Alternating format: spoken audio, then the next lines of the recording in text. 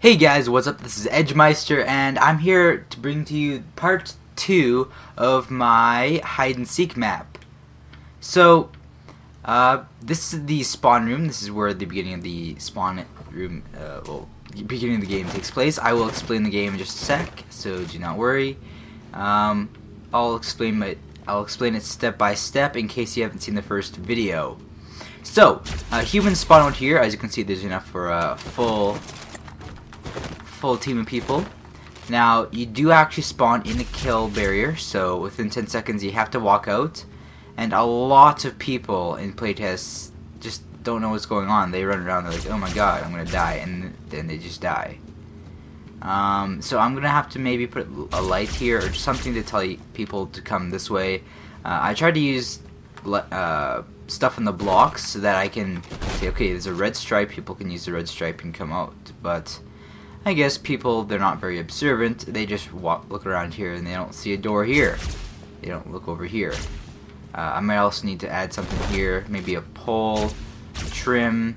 Again, that'd be for version 2 of the map, so I'm gonna wait a little bit before I do that. The zombie will spawn in there. This is an infection game mode, by the way, so yeah, the zombie spawns in there, and after 1 minute, that teleporter spawns, and he spawns here and runs away. The reason I actually have a kill boundary is that humans don't stay on here. I might just make it the size of this thing so they don't run around and almost die. Because my thoughts was, you know, they come up here, they get out, go back in, but actually once the countdown starts, you have to get out for a couple of seconds. So really, they'll be camping on here for 10 seconds, get out, wait to go back in. Zombie goes in, kills them. So that may just be a simple fix to this. Also, yeah, maybe trim and put a light here. So just for fun, you walk out, you punch the soccer ball, and you start off on the hide-and-seek minigame. Now, I do not want to show any hiding spots, so I'll come up here, explain it, show the difference between now and how it used to be. So, pretty much when you get out here as a human, you have about a minute, sometimes 2, depending on where the zombie spawns, to go and find a hiding spot. Now there's hiding spots all over the place. There's hundreds of hiding spots. Excuse me. There's some spots that I didn't intend to add, but they just, well, pretty much people found them and added it by themselves, and I kept them in. And there's a whole bunch of stuff like that. There's some spots that you think may be bad, like some bushes. There's lots of bushes around the map that you can hide in. Some person won around while I was a secret. I knew all the hiding spots because he's actually hiding in a bush, and I thought, hey, you know, bushes, nobody's gonna use bushes, so that's how I lost. So the map is split up into 3 sections. You have the first section, the second section over here, and then the third section over here. The second section is one of the most used sections. First section's the third most. And this one has actually some of the best hiding spots, but they're really hard to find. They're all pretty much located in one area.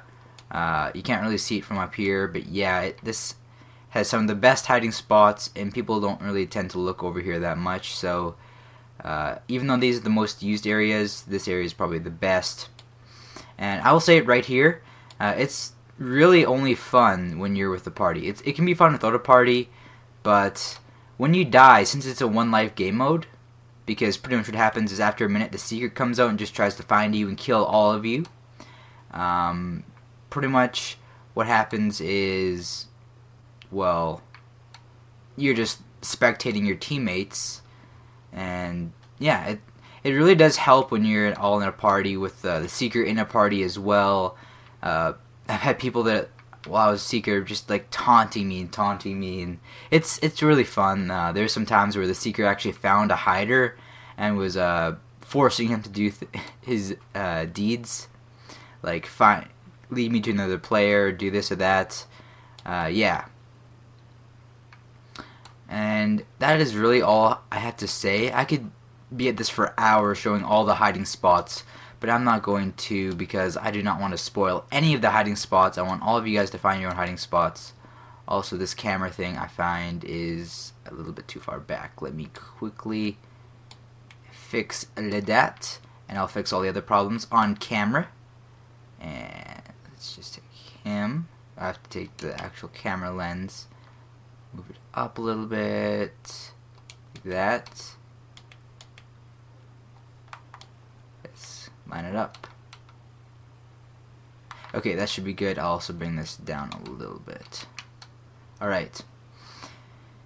So, what was I gonna do? Oh man, I completely forgot what I was gonna do. But yeah, that's gonna do about it for this episode. Again, there's 230 pieces. Oh yeah, I was gonna fix the things on camera. Yeah, there's 230 pieces, so it doesn't really use too much. I'm thinking of making more of these mini games if people like this. So if you do like this, go ahead, tell me that you like it, download it, and yeah, just enjoy it. So yeah, what I'm gonna do to fix this hopefully is, oh, I didn't know phased objects could do stuff with the balls. Hold on. Need to this and go bam. This is a really cool trick. You can just put a trim here to show this is an end piece, because it's really hard to see the end pieces. So yeah, put trim there. Let's see, should I get a light? No, that'll cause lag. I'll also take him. I'm going to change him to cylinder.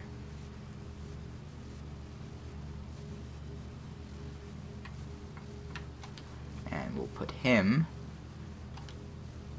Oops, we should make him a little bit bigger around here.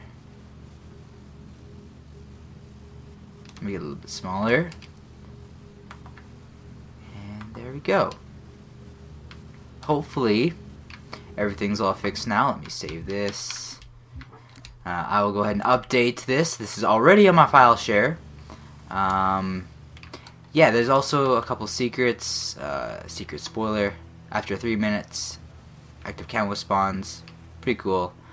Also, another thing I want to just quickly talk about is kill boundaries over here actually do not cover the entire cliffside. You can actually go on the edge of some of the cliff sides before hitting soft kills and eventually hard kills. But just, it's at the point where you can't hide behind anything. I have people who decided, hey, I'm going to try to hide up here, hopefully you won't see me. They're like standing right here, and they die. So yeah, that's just a quick tip. Don't hide on the cliffs. So I will see you guys in the next episode. I hope you enjoy this map. It's really fun. Again, it's more fun with players, so get in a party with all your friends and play. It's really, really fun.